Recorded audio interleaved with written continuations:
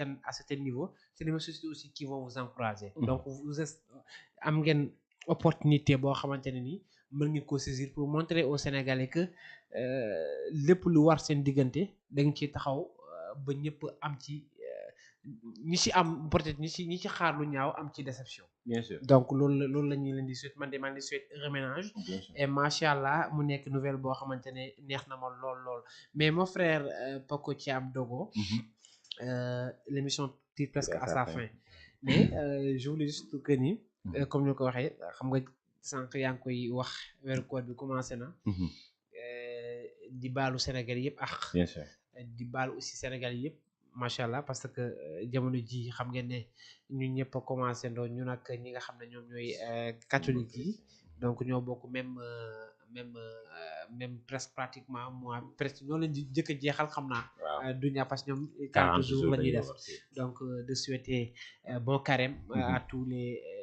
chrétiens mais aussi bon ramadan à tous les Sénégalais mon jeune frère. waaw d'accord mon ami comme li ma la ko waxee tout à l'heure rek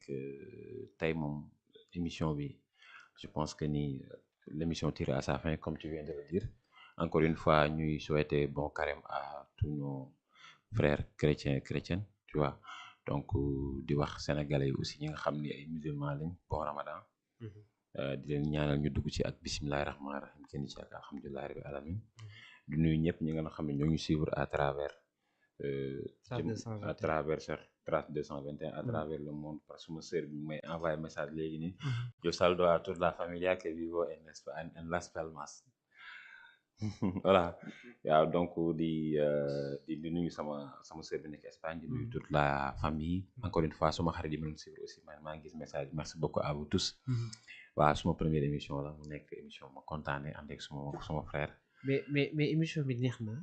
mais dafa am benn point boo xamante ne nii il faut ñu brosser parce que man j'avais un peu perdu la fil moo tax ma xaw ko fàtte ki diggante ki nga xam ne moom mooy son bu télécom ak Mame Diarra jamono ji mu nekk luy def buzz def toile après ngénte bi position yi dafa bëri waaw l'absence u ki nga xam ne moom mooy Mame Diarra ci ngénte bi sénégalais yi ràññee ko aussi par farlo bi nga xam ne son bu téléphone bi position bi nga xam ne société bi wala sénégalais yi jàpp nañ ne da ko jël def ko côté ki nga xam ne moom mooy ñaareelam bi fàtte Mame Diarra bi nga xam ne moo fi nekkoon ba dara doowul leen dara mu nekk luy def buzz bugguma nga ñëw ba dem ci lu ma la laaj ci sa position par rapport à ça xam nga ñaar dafa am góor ñoo xamante ni dañoo jub xocc am góor ñoo xam dañuy jàng sooy bu day ci jàng ki góor ñi jàng la bokk selon moi non nañ ko waxtaanee. tout à fait man duma am sama jabar sama aaw ñu jaar fu nekk daj lu nekk toll fii ñaareel ñëw ak lu mën a xew dama lay woo ba nga ñëw ci xew mi dama lay sagal dama lay teral pare yëkkati la mais position bi sooy bu jël par rapport à sa première femme je pense que les Sénégalais ne l'ont pas apprécié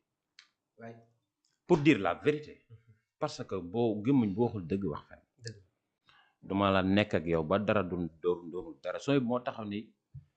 yaayi Mame Diarra moo ko daan jox lekk ba muy nekkee ci daara ndeyu daaraam la woon mu tourné jël doomam jox ko mu nekk sa première femme jigadiwu ko pour la vérité jigadiwu ko ku nekkoon ci daara tey ba tey àdduna xam la nga toll fi nga toll am li nga am ci réew mi te ndaw yi dëkk bi di xëy di ko lijjanti muy dëgër seen côté yàlla dibil la nga am li nga am kooku war nga ko delloo njukkal première femme dooy caaxaan on a droit à avoir 4 femmes yàllaa ñu ko mooñaaleen mais nag ko respecté wul sa première jabar boo deful ndànk sa deuxième jabar tamit fa nga jëm ak moom parce que am nañ sooy bi day takkaat am na droit takkaat keneen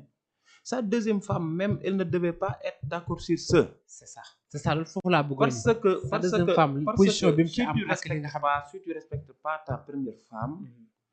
un jour viendra une fois la troisième vient dans la famille donc tu prendras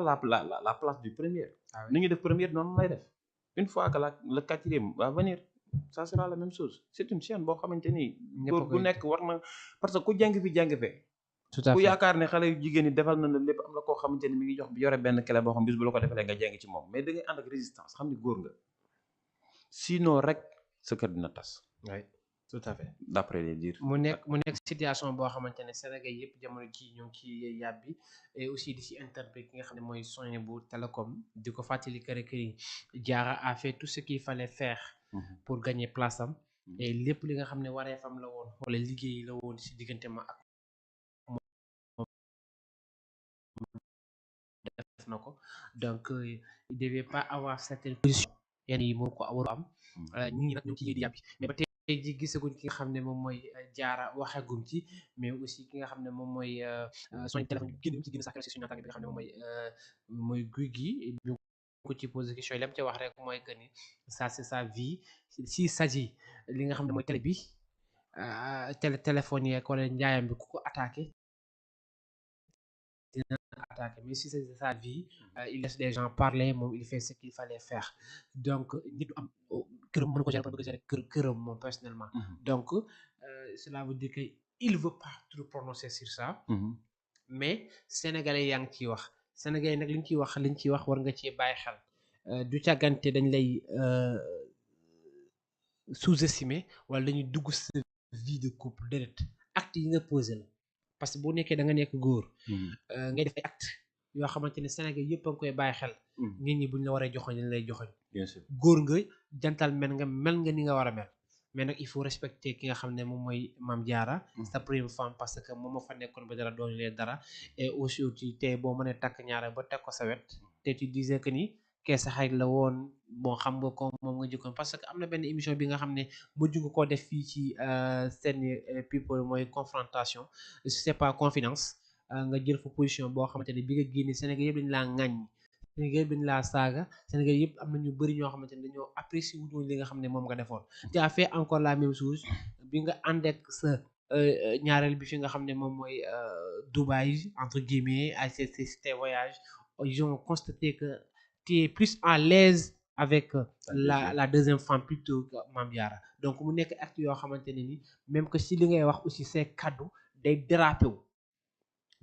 à chaque fois tu dis que ni man kii d'ailleurs sax barki démb Ndiaye rek nga fa wax ne bët bi benn bët la am te sa deuxième femme nga koy xoolee loolu yëpp nekk ay acte yoo xamante ne ni doit être responsable déjà yow vous avez des enfants vous avez des idoles am na ñoo xam ne dañu lay bàyyi xel ci malgré tout tu as fait ce qu'il fallait faire def nga li nga war a def bi daal loolu leen da tu as commencé à zéro ba tey yegg ci ñi nga xam ne bokk na ci opérateur économique yi gën a riche yi gën a am doole ci réew mi yaa ko liggéey sa bopp on est d'accord tu as fait tout ce qu'il fallait faire pour devenir Souhaibou c'est toi qui as créé Souhaibou yow yaa liggéey sa bopp ba tey nekk ki nga xam ne moom nga doon mais nag aussi am na loo xam ne nit ki boo ko doonee nga imposer ko ba mu yegg fenn fi am na yoo xamante ne da nga ko wax a jombale sa bopp parce que mon jeune frère fii gis na fi ñi la ëppi teraanga nekk ci réew mi di doxalee wuñ ni nga doxalee te ñun suñu diine daf ñoo jàngal yemale c'est toi qui as exposé tes femmes exposé ta